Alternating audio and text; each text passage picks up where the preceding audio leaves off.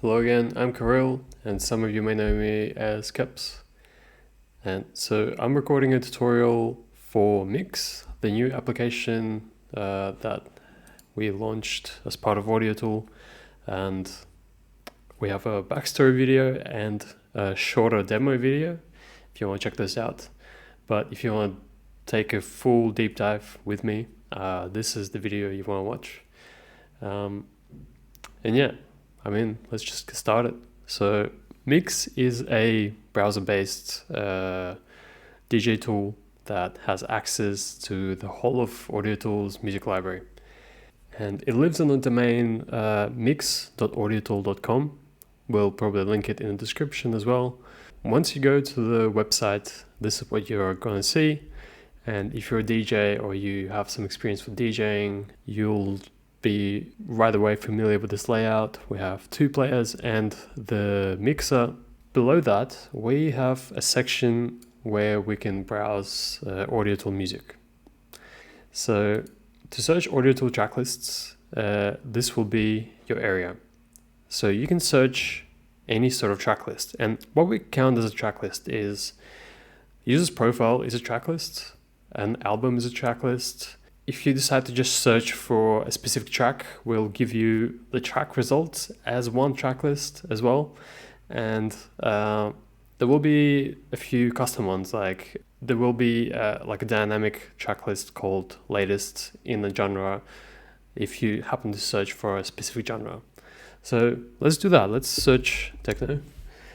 And here we go. Here we got the results. So we've got the tracks that match the keyword techno.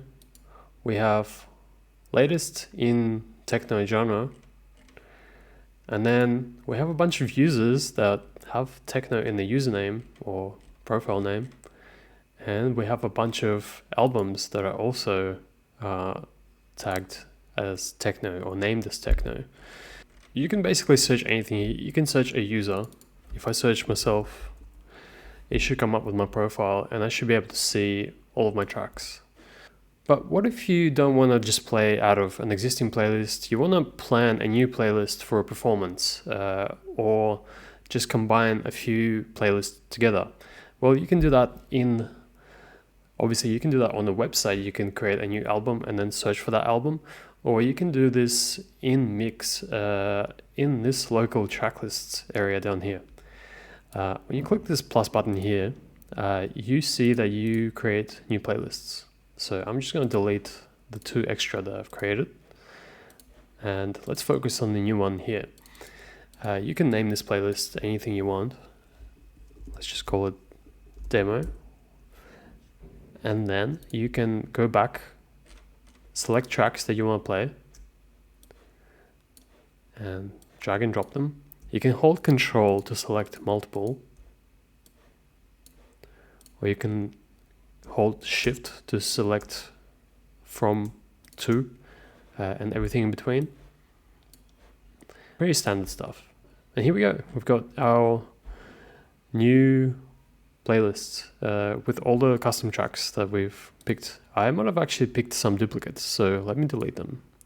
You can delete them by just clicking the X button on the side there. All right, here we go. I think these are all unique.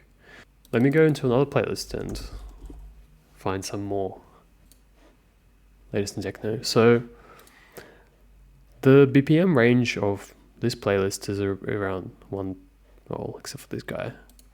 It's around 125 to 132. So I can just sort by BPM here and grab a bunch of tracks that I think will suit. I'll check them out. Anyway, you get the idea. This is how you will create your new playlists. You can add new tracks, delete tracks, and you can delete the whole playlist itself if you don't want it anymore by clicking this X button here. But I'm not going to do that, and don't worry, it will prompt you just in case you click it accidentally. To start playing music, you need to drag and drop a track into one of the players. And so once it loads, it will calculate the waveform and the beat grid. And so here we go. Once you see the name and the cover in there, that's the track ready to play. And to start playing the song, we hit the play pause button. And to pause it, we hit the button again. And yeah, so this is the play pause button. It does exactly what it says. The button above it, called Q, is behaving slightly differently. So while the track is playing, if you hit Q, it will pause, but it will also go all the way to the beginning. So the beginning is where the Q point is set by default. And the Q point is just a point on the track where the Q button will always go back to. And if you click Q again, it will start playing, but I'm still holding Q. Once I let go, it will pause and go back to the beginning. So that's how it behaves. But yeah, when you play the track normally and hit Q, it pauses the track. So just a bit of a behavior that you have to get used to. And another thing, you can actually change where this Q point is. So if I can go to any point on the track by clicking on the waveform up here, but I can also search for a different point by spinning the jog wheel. And you can do both to find a new Q point. So let me just find when this little drop comes in. So I'm going to click in this little breakdown and I'm going to scroll until I see kind of like a louder waveform. So that's where my drop will be, and I can set a new Q point right there. So to set a new Q point, when you're at a different position than your original Q point, just hold down Q, and you can see nothing actually happened. Usually it would start playing, but because you're at a different point, holding down the Q point will set a new Q point. So now that it's set, if I press it again, you can see it's playing from a new Q point. That's basically it. It's useful for when you want to start mixing a new track in from someone that's not immediately at the beginning of the track, but that will make sense a bit later. Let's go through the rest of the controls. So above these two buttons we have reverse. So this just switches the player into reverse. Pretty cool. And then we have loop. So by default, loop is 4 beats long. You can see it here. It's kind of faint because loop is actually off, but when you click the button, you can see this is now on, the button is now on, and it's actually indicating here on the waveform, on both waveforms, which section of the track is looping at the moment. And so this tells you the length of the loop. It's 4 beats long at the moment. And with these two buttons down here, you can change the length of this loop. So this button doubles the length of the loop. So now it's 8 beats long. And this button halves it. So we halved it, it's 4 beats again, and we can halve it to make it 2 beats and 1 beat, and so on. Click loop again to release the loop. And then you can change the length of the loop as well while the loop is off. So if you're planning to do like a longer loop, you can set it to 16 and then click it like here. And keep in mind, loop is always quantized, so it will stay in time. Even when you change the length of the loop, it will never kind of skip and become out of sync. It will never sound strange. So yeah, it's very useful when you're trying to loop while 2 tracks are synced. Yeah, it will make sense later when I show you the second track at the same time. So over here we have the pitch slider. Slows or speeds up the track. And down here we have nudge and skip buttons. So the nudge buttons also change the pitch of the track, but only temporarily. So once you let go of the button, the pitch will resume whatever setting you had. So this is useful for adjusting the position of the waveform relative to another track by small amounts. And beat skip also adjusts the position, but it adjusts it by skipping forward or backwards by exactly one beat. So this is what it sounds like. And you can see it up here as well. So notice that it kind of stays with the rhythm. It just skips exactly one chunk, one beat of the song. Alright, let's go back to my original cue point. Oh, I must have set a different one. Our cue point is actually over here, and I forgot to mention that when you loop a track, the cue point moves to the start of the loop. So let's demonstrate that. We have a loop here. Actually, let's turn off this loop and start a new loop here. If you click cue now, you can see the cue point is set right at the beginning of the loop. So just something to keep in mind. So up here we have two more buttons to cover, sync and master. And this makes more sense to show with another song in the other player. So let's drag another one into this player this time.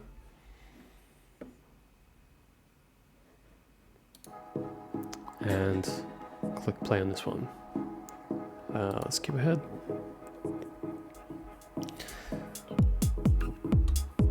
So when we play the other track, most of the time it will sound like it's not quite in time, and actually went in time for a little bit, but now it's drifting apart. And to correct for that, you'll usually need to adjust the speed, and you'll need to nudge it into place. So the way I adjusted the speed, I was looking at the BPMs here, and I've made them approximately the same. But let's reset it back. The sync button does all that for you. So let's just start it at like a really bad time, like this. So now it sounds completely out of whack. If we click sync, you can see that they've become automatically aligned. So sync basically matches the BPMs of two songs, and it also shifts them so that the grids are aligned. So what does master mean? That just means which player is the player that all the other players will sync to, and by all the others I mean there can be more than just two. We can have up to 4 players, and I'll get into that later. With 2 players you don't really have to worry about it, but I'm just covering it so that in case you were wondering. Okay, so now let's move on to the mixer. This fader here controls the volume of the track playing. But another way to control the volume is with this trim knob up here. And these two controls, while they both control the volume, they are used for slightly different things. Trim all the way down, you can still hear the track. And all the way up, it actually adds a bit of extra volume to the song. So trim is basically used to match the volumes of 2 different songs to be around the same. For example, if one track is produced slightly quieter than the one you're playing, you'll want to bump the other track's volume up, or vice versa. But the fader is used for blending the tracks together. So you want to bring a track in or you want to bring it out. That's what you're going to use the fader for. But another way to control the volume is using a crossfader. So what's happening here? Maybe it's not entirely obvious until I play the other track.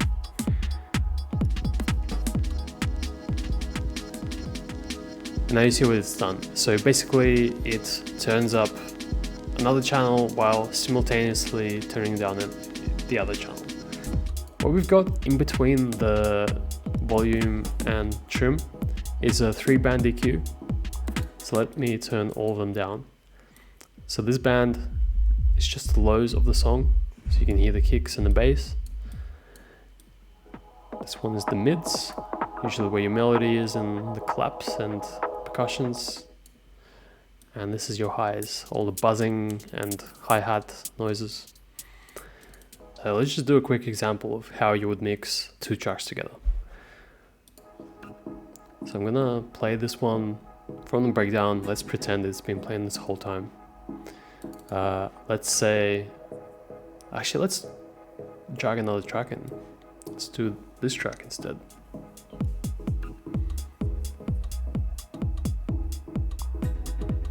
Well, one thing I forgot to mention, if your track is paused and you hit sync, it will actually start playing it.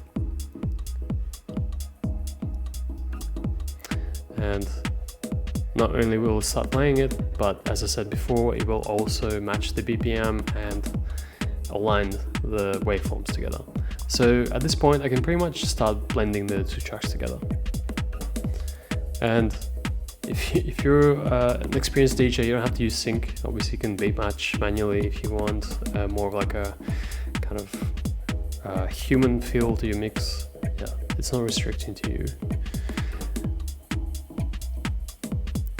Right, so we're gonna bring this one in.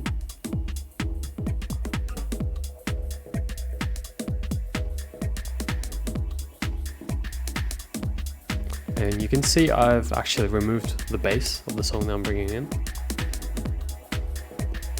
Because usually when you have both tracks with the bass brought up, it will get quite muddy. So I can carefully start taking out the bass from the other track and maybe a bit of mid frequencies. And slowly bring in the other track. Or maybe I want to suddenly bring it in, bring the kicks in. And for that, you can double click on the knob to reset it to the middle. So let's look for a good moment. I didn't quite do it in time there, but you get the idea. And now you can either fade this track out using the slider here, or you can just move the crossfader to the right. And now we just have this one playing. Or you can do both. Depends on your preference on how you mix. But there's the tools available to do anything. Alright, so now let's cover the last few controls we've got on the mixer. Let's pause this one. Up here we've got the master output. And this is basically the output that's going out from the mixer into the broadcast, which I'll cover a bit later. But keep in mind, this goes to the broadcast. And you can see the two level meters or peak meters are completely silent now. When I bring it back up, they're back. But if you just want to turn down your headphones, which is actually what you're hearing in this video and what I'm hearing, I turn down this knob and you see the master is still playing. So there's still sound going through the master as indicated by these peak meters, but there's nothing going to your headphones. And so if you're broadcasting and you turn this down, it will not interrupt the broadcast. And there's a few extra things you can do in the headphones output. So what we have here is these Q buttons. These Q buttons will send the volume, or not the volume, so they will send the signal of the channel bypassing the fader into your headphones. But why can't you hear it now? And that's because we have this blend knob here. Let me turn this up. Sorry. So when this is set to master, everything that you're hearing in your headphones is what's going through the master output. When you set it to Q, then you're only hearing the channels that are going through the whole Q routing of the mixer. So to do that, I'm going to turn on Q, and now you can hear the track. And look, when I turn down this fader, I can still hear the track even though it's not going to the master. So why is it useful? Say I have a second track here that I'm trying to mix in. I can also pre-listen to it. I'm hearing both tracks right now, but the audience is only hearing this one. So let's check master now. So through the master, only this track is playing, but on Q, I have both going to Q and I can hear both of them. And we can also set this knob somewhere in between. So now we're hearing both master and this channel. And when we switch it off, it doesn't go to Q anymore, and all we hear is master. I hope that was a good enough explanation. One last thing, let's skip back a bit. We have split Q, and if you're listening on your headphones, you probably heard what just happened. So split Q means the Q channel will be playing. Sorry, the Q channel will be playing in your left ear where there's nothing playing right now. Let's turn this one on. And the master channel will be playing in your right ear. So as you can hear right now, we have one track in the left ear, and then we have master in the right ear. If you go back to master, it will just give you the stereo signal of whatever's playing through the master. Alright, I know this bit was like completely confusing, and honestly you don't actually have to use it. This is more advanced stuff. It's even more useful when you have an audio interface and you can actually split outputs into different sources. So if you have a speaker sound system and you have your little laptop and DJ controller, and you can have your headphone output go into your headphones only, and I'll show you how to set all that up in a second. But what I'm trying to say is, don't worry about this. If this is too confusing, you'll figure it out. So let's move on to the broadcast part of this tutorial. So as you may know, Mix has a broadcast functionality, and every user on Audiotool should have their own radio page that they can stream to, basically, from here.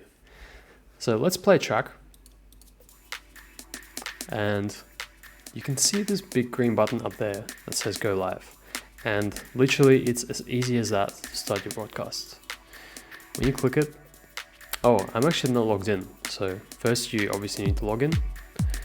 And to log in, it will take you to the website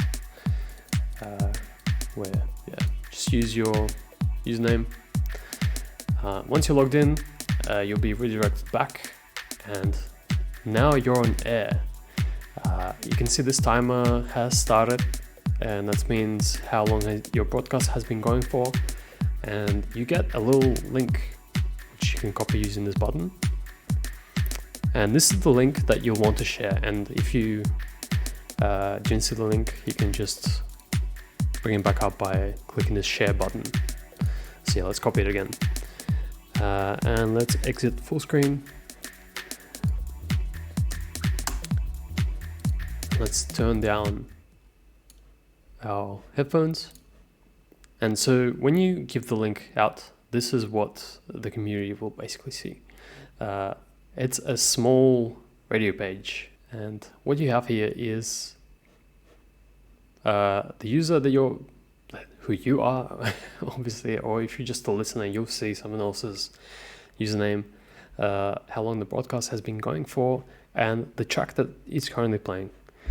And to tune in, you just click play, and yeah, you can listen. And this page will grow in features, maybe a chat, maybe some other functionality. So stay tuned. This project will be kept alive. But at the time of recording this tutorial, all you can do is listen, and you can visit the track that's playing if you really dig it. You're like, hell yeah, what's this? And then you can go and check it out on the website, or you can just like it straight from here. And I can't like my own tracks, so that won't be possible. But with other people's tracks, it will be. Okay, let's close that. So my broadcast is still going, and when you're done, you just click stop up here. So we'll take you off air, and actually if you visit the same URL, it will just say you're offline. So people that will have missed your broadcast, unfortunately, will see that it's finished, or if it's not currently online. And lastly, I will just go over everything else you can do in Mix at the time of the recording of this tutorial. we have a zoom slider here. So I know everyone has a different size screen and different resolutions, and this is just an easy way to control the size of the layout so that it's not all cramped, or that you can see things properly. Up here we just have information on who's logged in, and you can click this to go back to your Audiotool profile. There's not much else there. And to log out, if you're wondering, just log out on the website and you will be logged out of Mix. So these two applications, or the website and the Studio and Probe, they all share the same domain and are using the same authentication. All right. Over here, we have some settings. So we actually have 3 themes. The standard one is this UFO theme. It's kind of like a neutral, not dark, not light.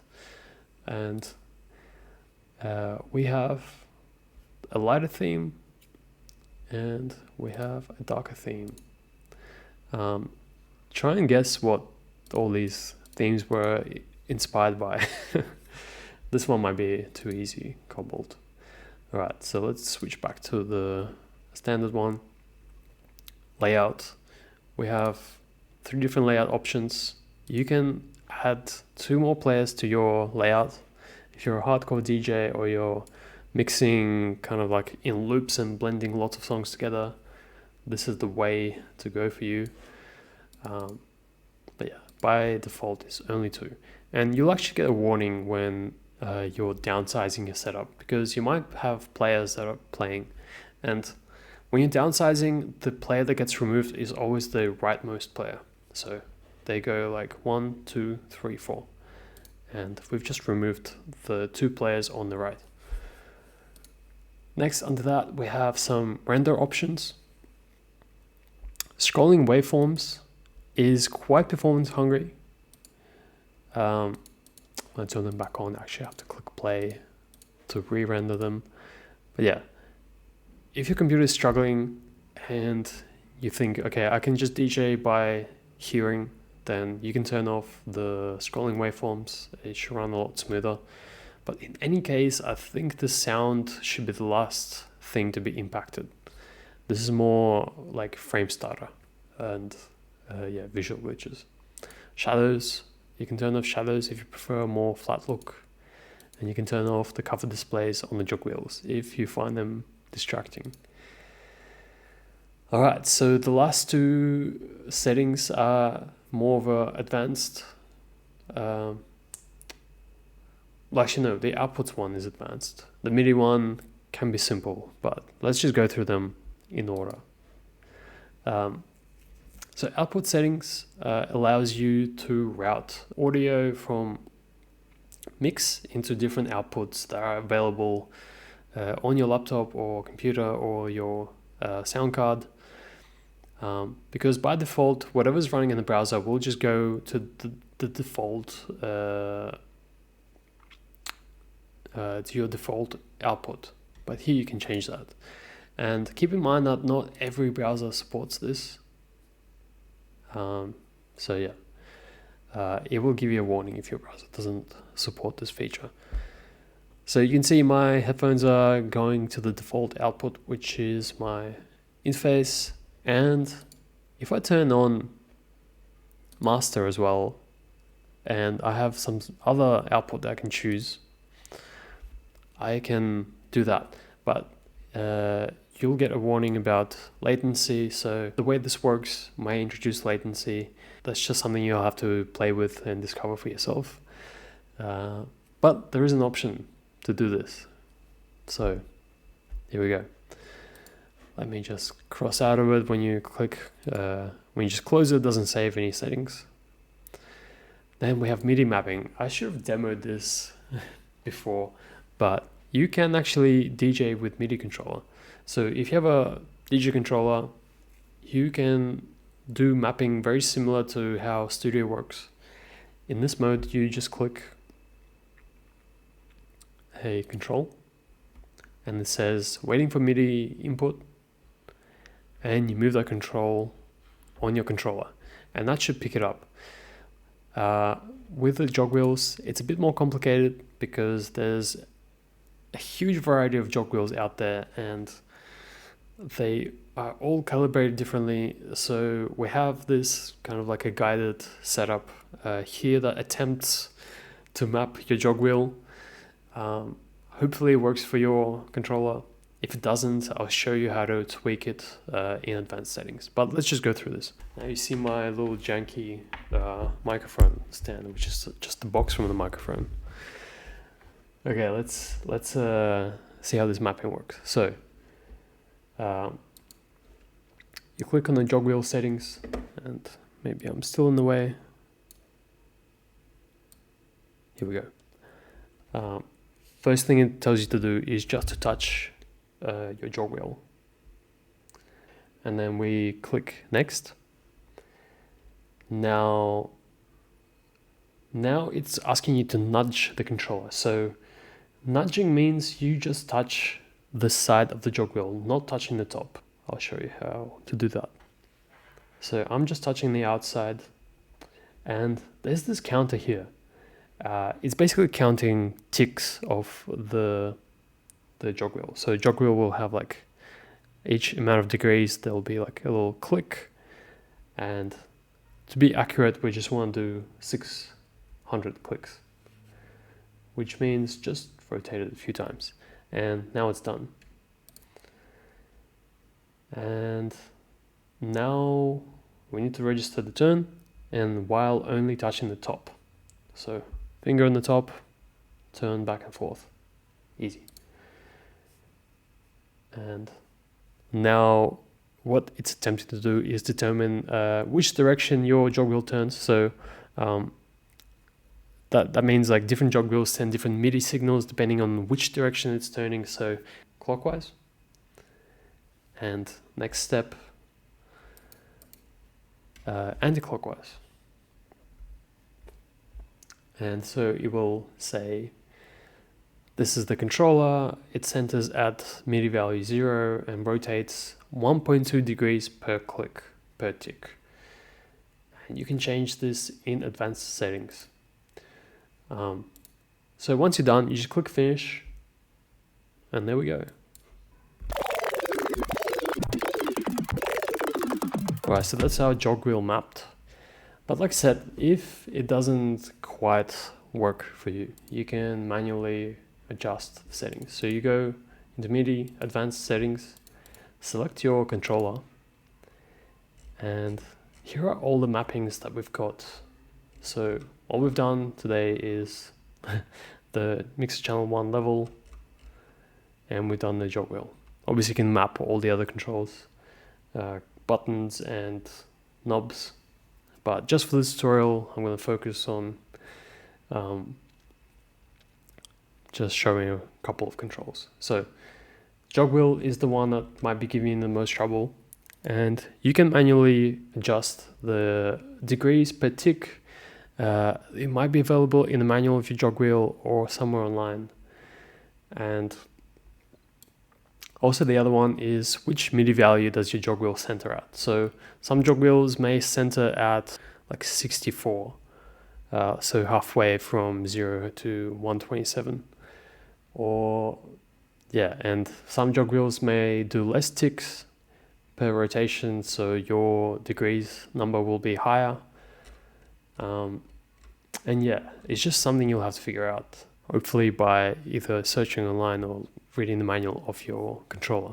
So let's map a control manually over here so that I can basically explain what all these numbers mean. So let's pick a good one.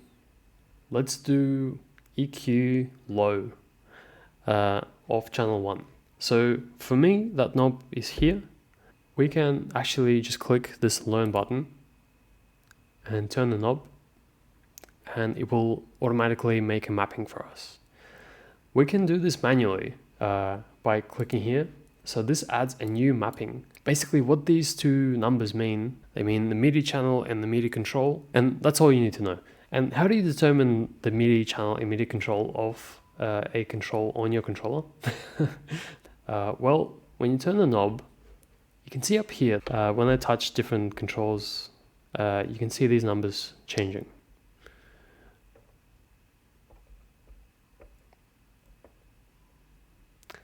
And basically these are just the numbers that you'll need to enter here.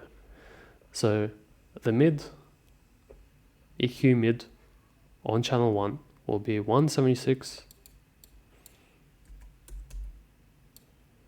and 25. And that's it. If we click save, you can see the mid knob is now moving as I'm moving it on the controller. For mapping buttons, it's a little bit different. Well, actually, it's not that different. But for buttons, you usually have a down and up state. So when I hold down, you can see this number changes. And this might be different from controller to controller. So for some controllers, it might be the same channel and control, but the velocity is different depending on whether it's down or up. For me, it's actually sitting on a different channel. So to map a button, let's learn. We just did it using learn. I mean, this should work out of the box for you on the other mapping screen. So just in case it doesn't, I'm just showing you what to change and what to look out for. So I've got two mappings to the same control. And that's just the way my controller works. It sends one signal for button down and one single signal for button up. And that's all you need to know. You can map as many MIDI messages to the controls as you need. If your controller is doing something crazy, there is an option to do that. What else have we got? Yeah, you can delete them, you can add them manually. One last thing, let's map the pitch slider. So one of my colleagues had a Pioneer controller, and for him, the pitch slider was actually inverted. So there is an option to invert any of the mappings that you've got. So we've got player 1, and we've mapped pitch. If you click invert, now when I go up, the control goes down. Okay, so that is basically it. I hope it was helpful. It wasn't as much of a DJ lesson, I guess. I hope someone in the community makes that, actually. It'd be very nice to see. But as an overview of functions of what Mix can do, I hope it was very helpful. I'm keen to see you guys using it, and I'm keen to tune into some of the broadcasts that will be happening. Enjoy. Goodbye.